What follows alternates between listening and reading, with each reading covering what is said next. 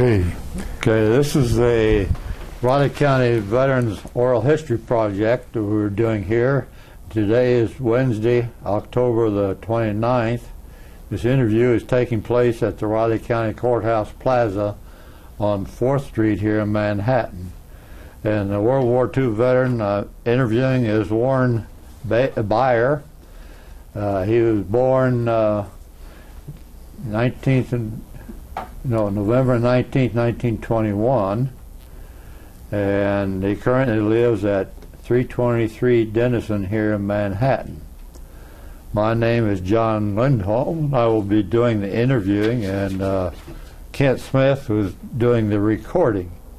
So Warren, would you please tell us your name, rank, serial number, and branch of service? Yes, I'm Warren Beyer, B-A-Y-E-R,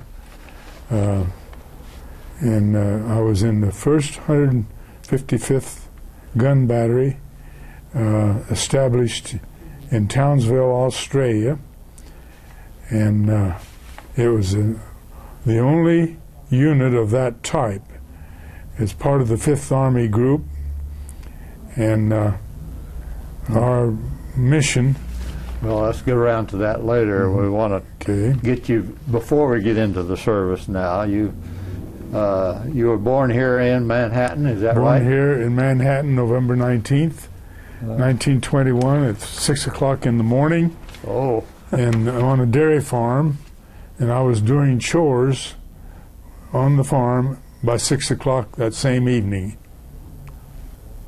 I don't believe that when the evening you were born.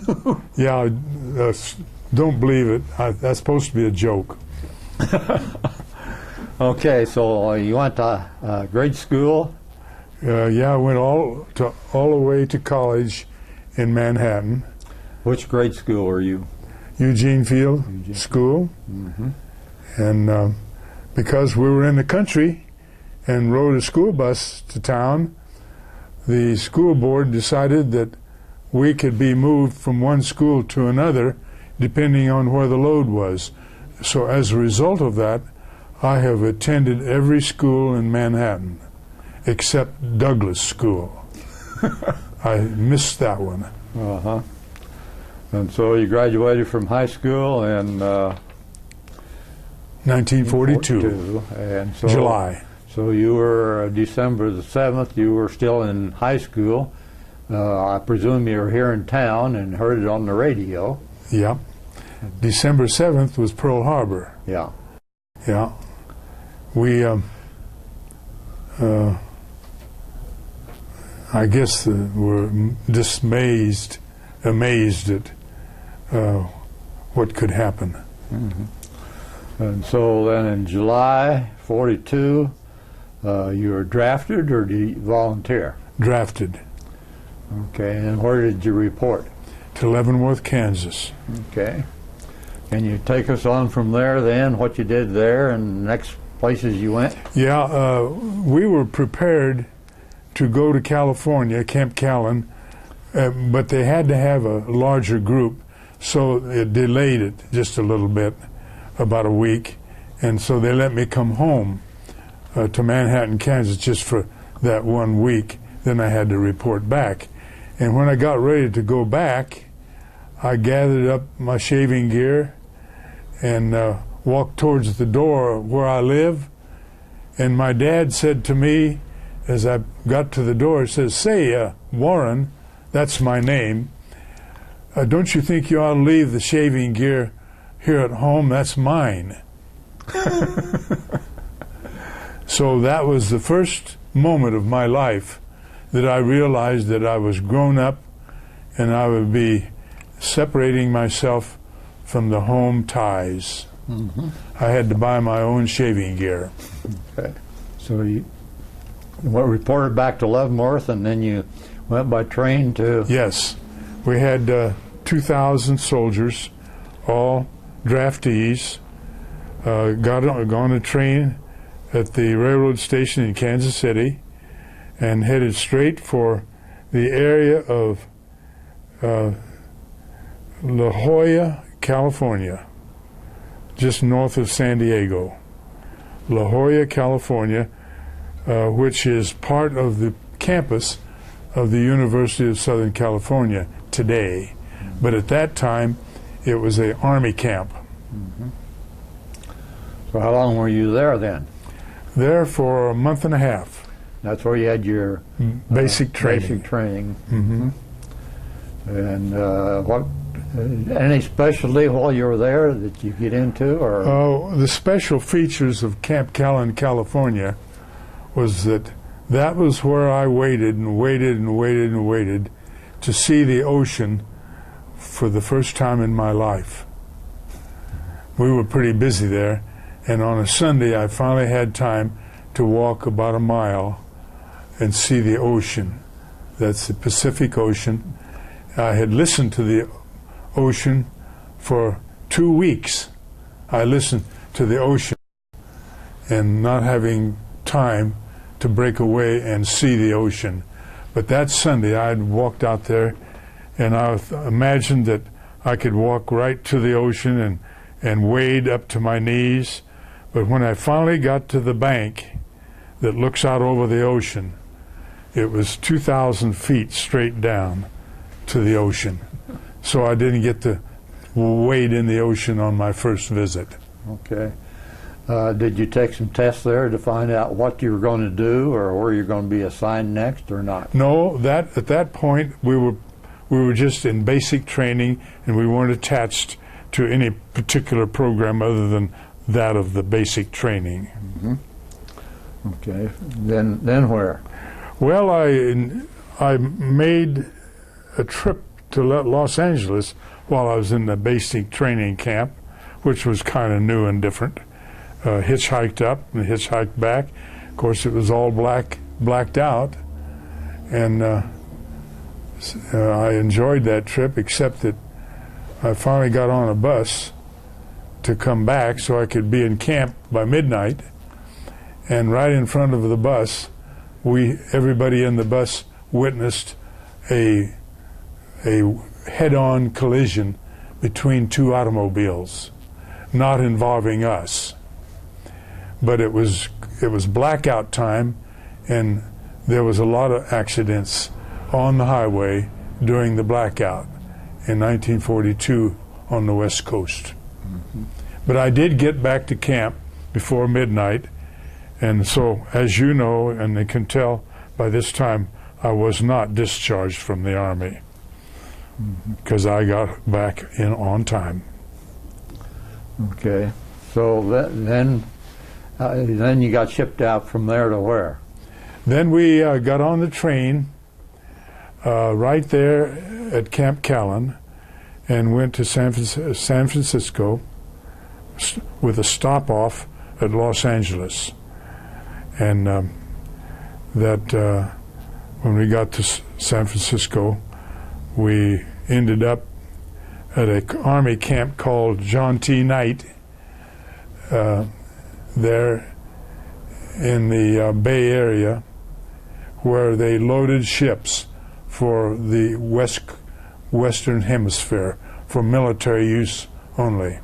And then we were picked up there and hauled up to the upper end of the Bay Area to another camp called Callan, Camp Callan, Callen, which was on an island overlooking the Golden Gate Bridge on the right and a penitentiary on the left on an island called Alcatraz.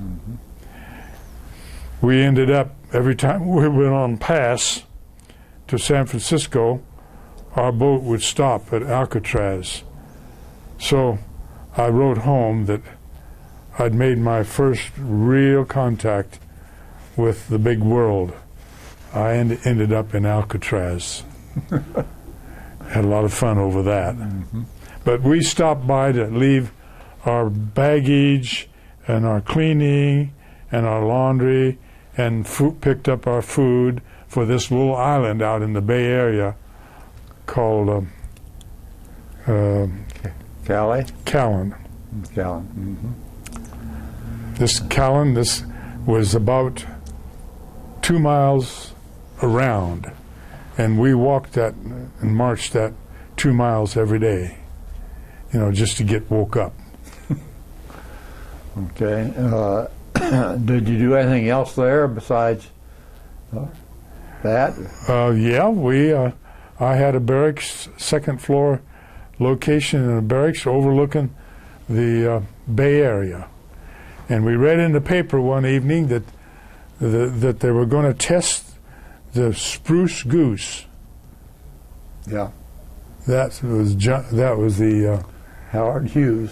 Hughes got paid $1 million to build it, and all he had to do was fly it off the water at least 6 miles. And if he could do that, he got his $1 million. And we watched it from on top of our island in our second floor of our barracks. We watched over there towards the northeast part of the Bay Area, and watched the airplane fly in the water, and it flew the longest time, probably 3 minutes, maybe 4 minutes it was in the water before it finally got up out of the water.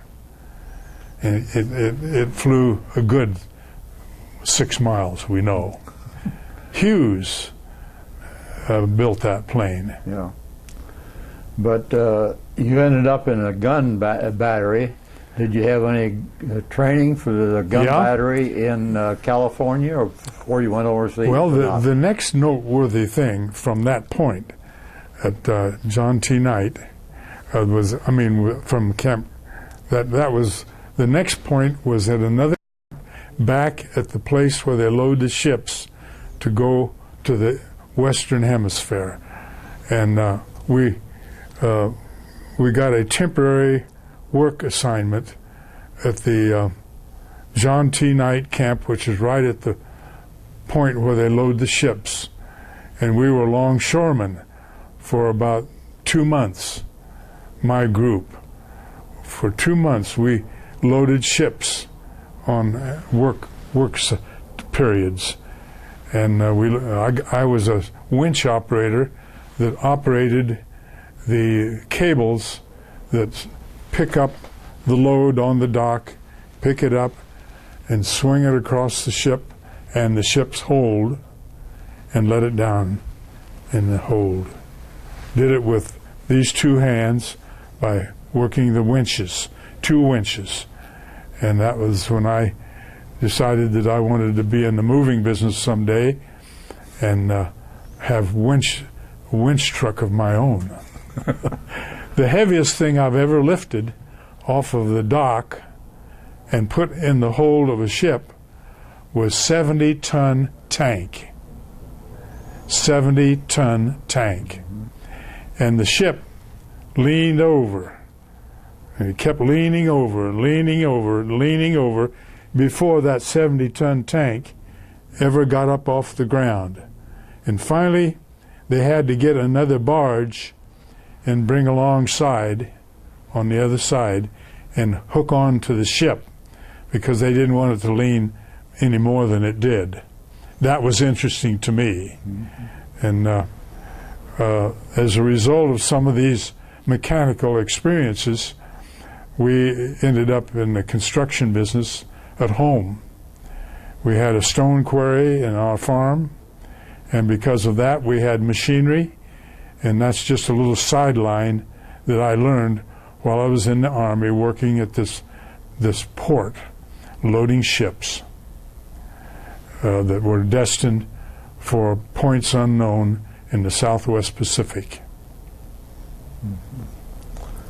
So you were there how long before you then headed about out? 3 months. 3 months. I turned 21 years of age while I was at Camp T. Knight, at the pier and the port, loading.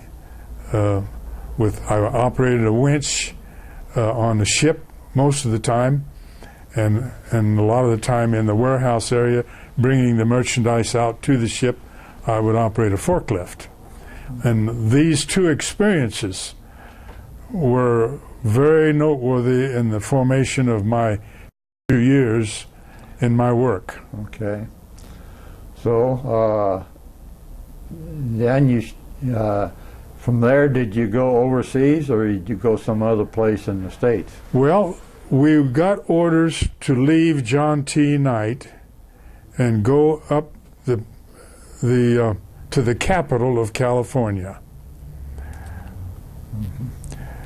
Forget the name, but it's up the river. Fresno? No, it's not Fresno. Sacramento. Sacramento. Went up the river on a side-wheeler boat, or 50 of us guys from John T. Knight Camp. We went up for training and examinations and health care and diagnosis to be considered good gun fodder. They wouldn't want to shoot the wrong kind of people. We passed that test. Mm-hmm. And then came back down from the capital of California and got on a ship at the same pier and dock area that I worked for 3 months. And we were walking up the gangplank on the ship when we first found out where we were really shipping out to. And at that point, we found out we were going to Australia. Okay. How many days did it take you to get to Australia? 28 days. 28 days. And 28 pounds. I lost 28 pounds. You got seasick? Seasick, so I couldn't eat or drink anything. Even water would come back up. So did you go by Hawaii on the way or not? No, non-stop. Non-stop. To Brisbane. To Brisbane, And here's Australia way down here. Yeah. South of China. Mm-hmm. Brisbane was right about here. Yeah. And we got off the ship and were put into a temporary camp where we were going to be issued certain clothes and camp out equipment for the area that I was destined for, which was aboard a narrow gauge train from Brisbane direct to Townsville, Australia, on the east coast. Yeah. So you can show there where Townsville is, and that's where your battery group was formed. Is that right? Mm-hmm. Yeah. Only one group like it. There was no other group like it. And the assignment. Do you want me to mention the assignment we were? Yeah, on? I think that'd be good right now. Right here. The assignment was to intercept enemy shipping who went through and passed and around from Japan to Australia and back. We intercepted the shipping, which was enemy shipping, and we used our 155 millimeter guns to fire on them. And we had 4 guns and 2 units in each section. We had a section over on this island and a section on this island, and we'd shoot at these enemy shipping from both sides. And of course the first salvo would turn the ship around, and that's when they'd leave. They wouldn't go any further. Okay, so you had your training there at Townsville, and then further, the rest of it was preliminary to going into active duty on the island of Carolina.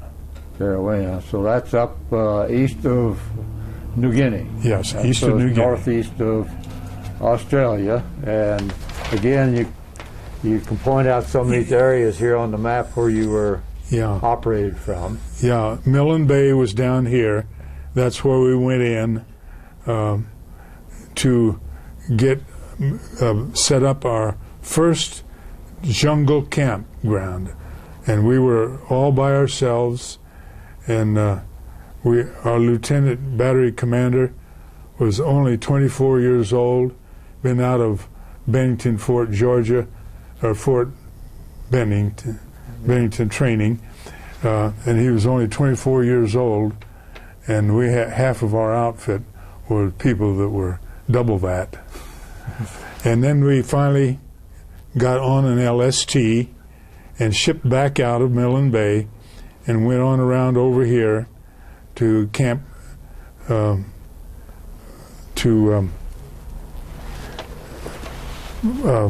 camp this one right here, Bougainville.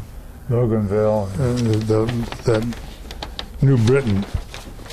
Let's see here. Camp is on an island called Australia, Bougainville, Finch Haven. MST.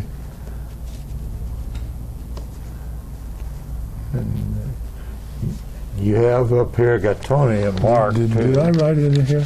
You have Gatonia, Morgan, and New Britain up in here, and yeah, New Britain, Bougainville,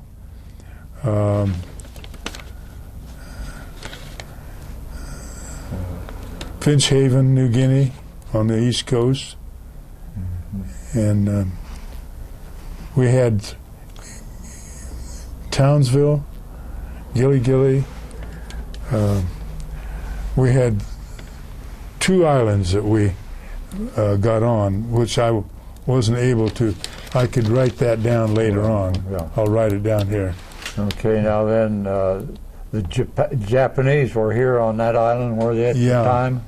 Bougainville, right here. That's where the Japanese were? Yeah, they were still there, and also New Britain. Right this there. right here. And this New Britain, that's the one that we volunteered to ride a PT boat like John Kennedy had. And we ride 60 miles from our island, which is right along in here, and we'd ride up to it was dark by the time we got there, and we would, wherever we see little lights along the beach, we'd buzz in and strafe those places with 40mm guns off of this PT boat. And as soon as we unloaded all of our ammo, we would turn around and head out into the open ocean again. And that was kind of fun. PT boats, pretty fast. And the rest of the story around there, we went to 2 islands and moved our guns and everything. And one of them was, the second one was 60 miles from the first one. And then we came back to Finch Haven, New Guinea, and trained for quite a while. And while I was in Finch Haven, New Guinea, we practiced firing up on a hill at the north side of town, above Scarlet Beach. There's a beach down there, Scarlet Beach, and we'd fire and test ourselves for accuracy as a form of training. And while we were there, I noticed a colonel got out of a Jeep down gun number 1, and I searched him, and about 200 feet away, I wasn't sure, and I told my buddy sitting in a chair beside me that if he'd hold my clipboard, I think I'll go down to the Jeep and find out who that colonel was, because I think I know. It was my uncle from Kansas City. He was in the reserves. He went from one gun to the other, and he was in the communications section of the Army, and he was examining our application, how we used the new type wire, plastic covered. And then I went back to my seat. Did you get to see him then, or just? Yes, I did. I went back to my seat and told my buddy, "Yep, that's my uncle.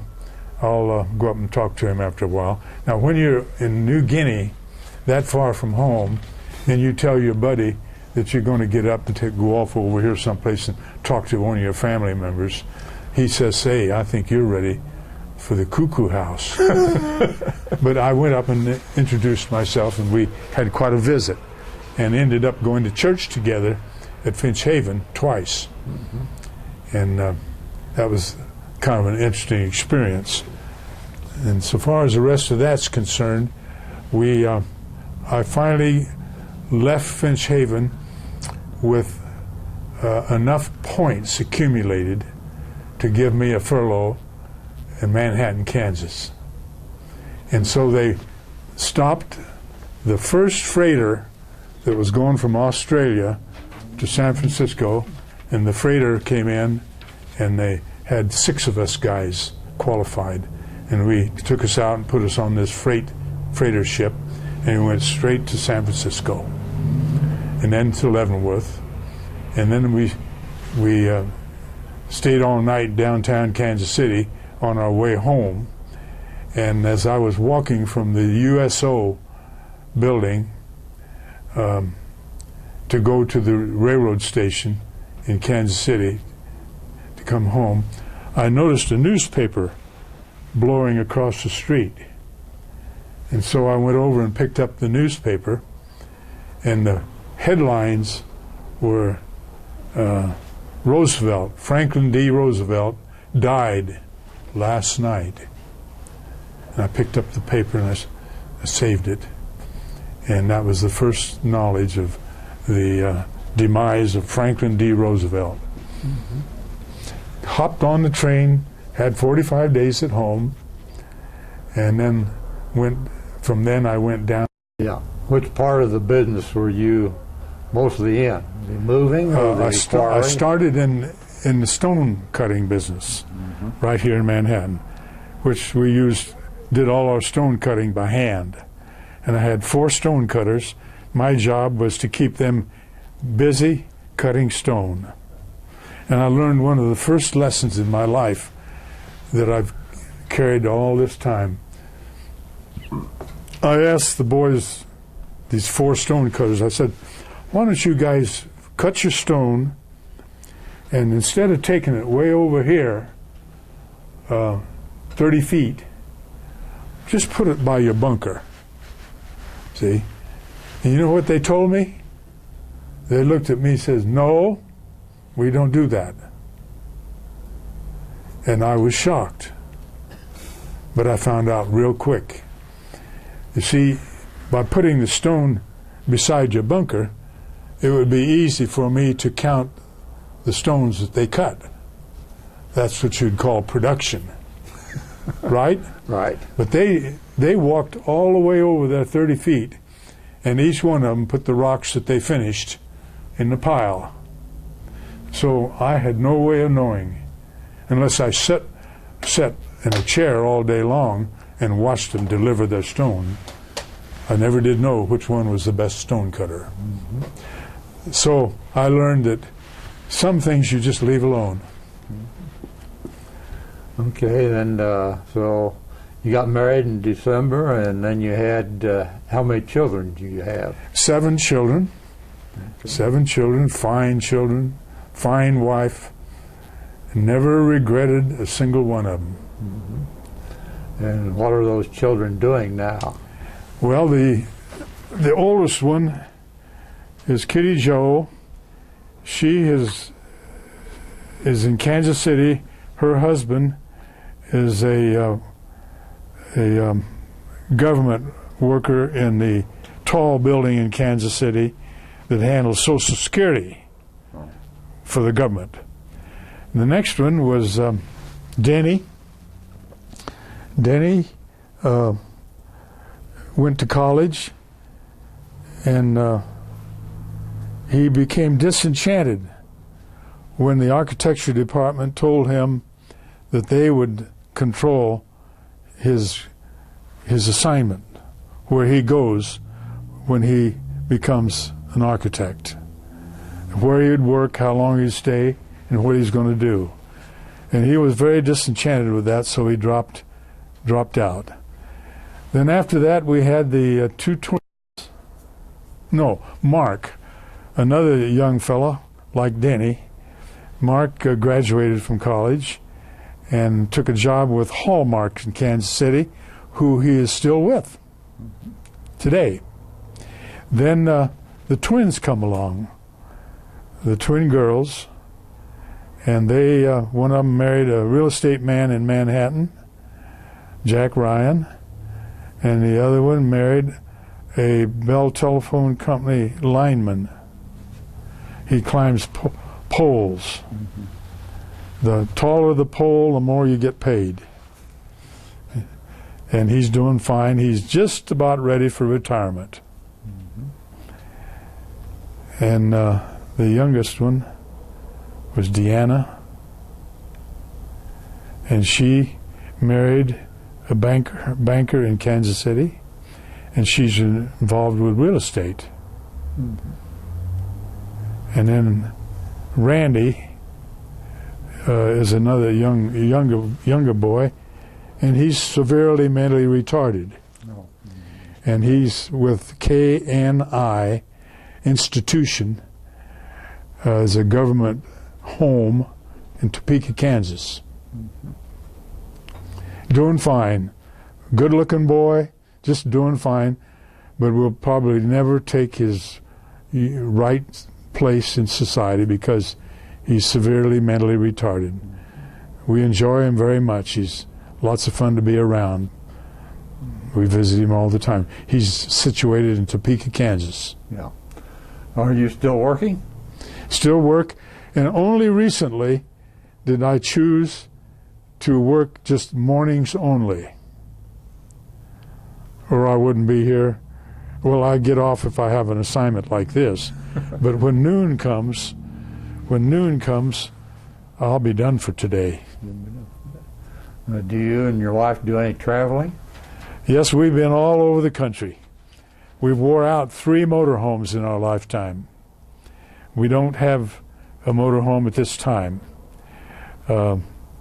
We still would like to do some traveling, and we're getting close to it every day. We'll go to Texas a lot. We like the East Coast because of the foundation of the history of this country. We love that.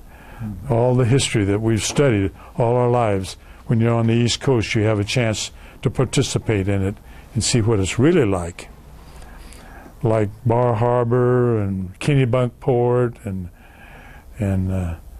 the town north of New York City where they build submarines, and the Hudson River, and on down to Florida. We love all those places.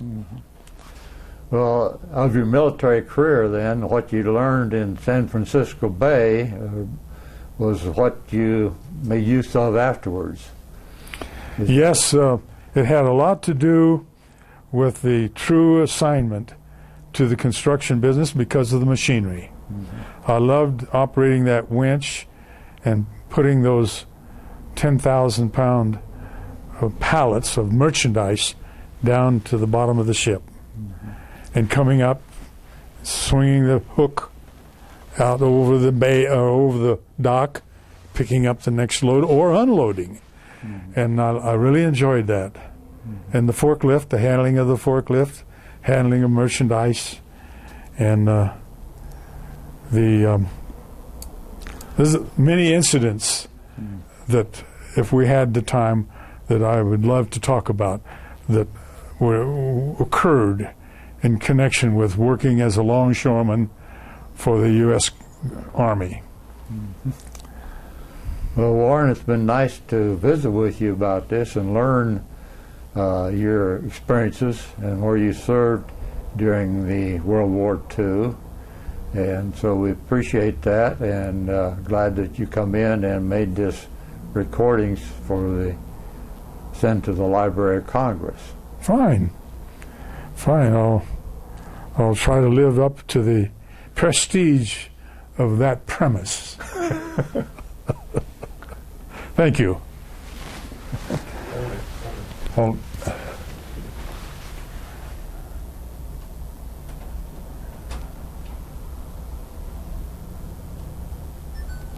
Now we got it all. Okay. Put this up in here for now. Okay. You don't want any of these memorabilias? Well, go out there and